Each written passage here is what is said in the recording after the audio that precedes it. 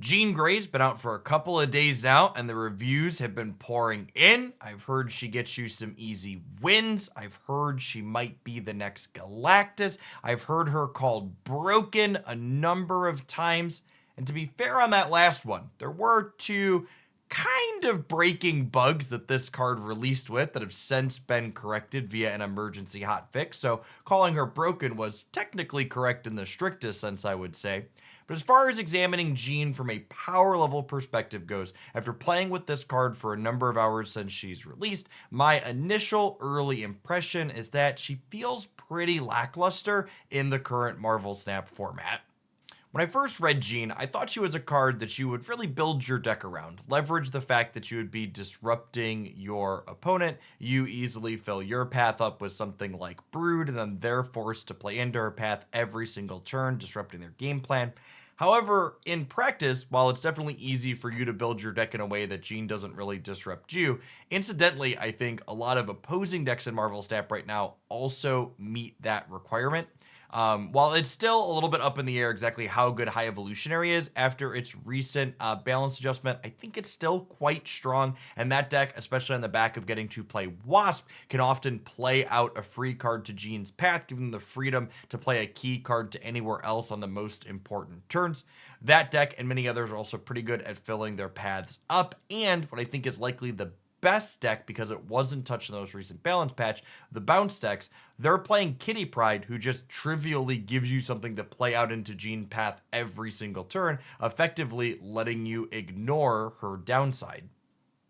All that being said, I don't think Jean Grey is a strictly bad card. I just don't think the current metagame is her time to shine. Similar to cards like Teenage Warhead or Shadow King, under the right metagame considerations and with the right supporting cast, I think Jean is going to have potential to be good into certain formats. For example, I would wager Jean Grey's effect is incredibly powerful if you're playing against a deck trying to leverage Shuri, for example, with things like Taskmaster or Arnim Zola. Her effect would be incredibly disruptive there. So if that ever came back into the metagame and force, Jean Grey could be a good tool against them.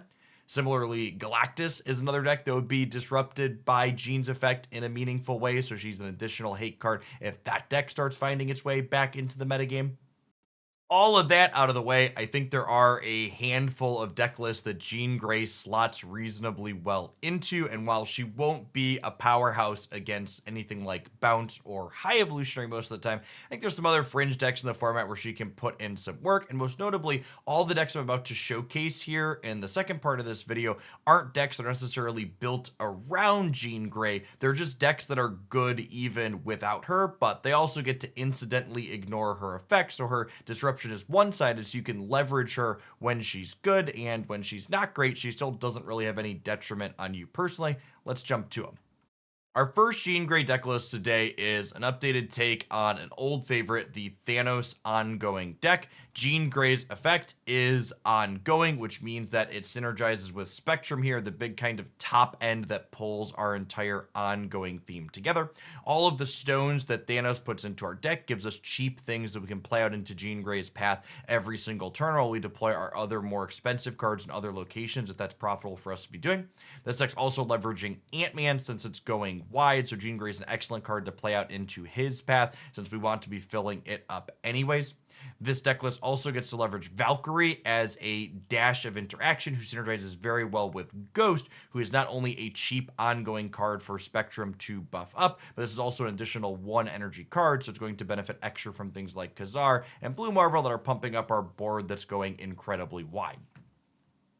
My personal favorite Jean Grey deck that I've played is this one that's a little bit heavy on the Series 5 cards, but it plays the type of Marvel Snap that I enjoy playing. The basic idea here is relatively straightforward. We deploy Angela and Kraven early as 2 energy plays that scale up, and then things like Nightcrawler, Jeff, and Silk can be played out into the Angela path and then move to the Kraven path later, allowing you to make both of them bigger.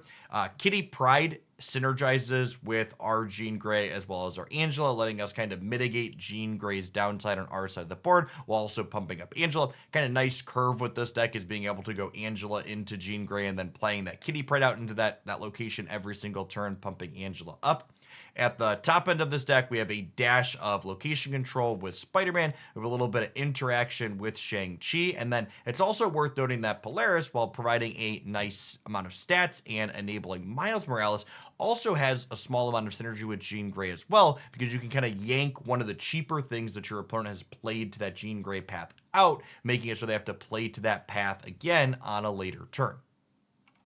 I mentioned that Jean Grey isn't super effective against high evolutionary decks, but the flip side of that also means that we can slot her into this established good deck as a potential disruptive element without disrupting ourselves too terribly much. Jean Grey has Express Synergy with Nebula, which is a common card in this archetype. If you got Nebula in one location and Jean Grey in another, it suddenly becomes difficult for your opponent to play cards at Nebula's path if they're obligated to be playing things out into Jean Grey's path every single turn. Jean Grey with Wasp also lets you do some cheeky things, for example, setting yourself up with a Spider-Man that's more likely to lock your opponent out of a location where they have less power in. You can also curve Jean Grey into Wasp and Storm on turn 4, making it difficult for your opponent to contest that Storm path on the 5th turn of the game. And then obviously Dr. Doom spreading out his wonderful Doom bots all over, doesn't really care where he's played out, so it's fine if you have to deploy him on turn 6 wherever Jean Grey is located at. Finally, because Jean Grey has some express synergy with the card Brood that fills up the lane all on its own the turn after you play Jean there, a lot of people have been playing her inside of the Silver Surfer deck, so I wanted to call out my preferred iteration of Jean Grey inside of Surfer. I would like to go on the record saying I don't think Jean Grey really solves problems that this archetype has, and I think it's better off with a different 3-drop in her slot. That being said, she's definitely disruptive in the right spots and can win you some games. And the nice thing about this archetype is you can kind of pick and choose which 3 energy cards you want to play. So if you're dead set on playing Jean Grey and you like Silver Surfer, I think this deck list is fine because Silver Surfer is just generically good, even if I don't like Jean Grey in this archetype in particular. Some of you might be wondering why I posted a video like this one as opposed to just posting a normal deck highlight featuring a Jean Grey deck, and the reason for that is relatively simple. When I post a deck video featuring a new card, I want that new card to be the focal point of whatever deck and spotlight that I'm playing, and after playing with Jean Grey for over half a dozen hours, I just honestly don't think any of the decks that include her really spotlight her as doing anything particularly impressive in the current metagame. I wanted to post this video to give my thoughts on her and her position in the metagame and offer up some deck lists where she could be kind of useful or at least slot in without being actively bad, but I didn't feel like I could do a deck highlight justice featuring a new card where the new card just wasn't really doing a whole lot. I'd love to hear feedback from you all at home if you enjoyed this type of breakdown when a card like this releases, or if you think I should just post a deck highlight that doesn't really show off the new cards, that just isn't really a thing. Let me know about that. I'd also love to know if you agree with my ideas about where Jean Grey sits in the metagame, or if you think I'm off base. Is there a deck list that you've discovered that she really shines in that wasn't highlighted here? Let me know. Thanks for watching to the end. As always, snap the like button if you enjoyed my musings, and hopefully we'll see you back again tomorrow for some more Snap content here on YouTube.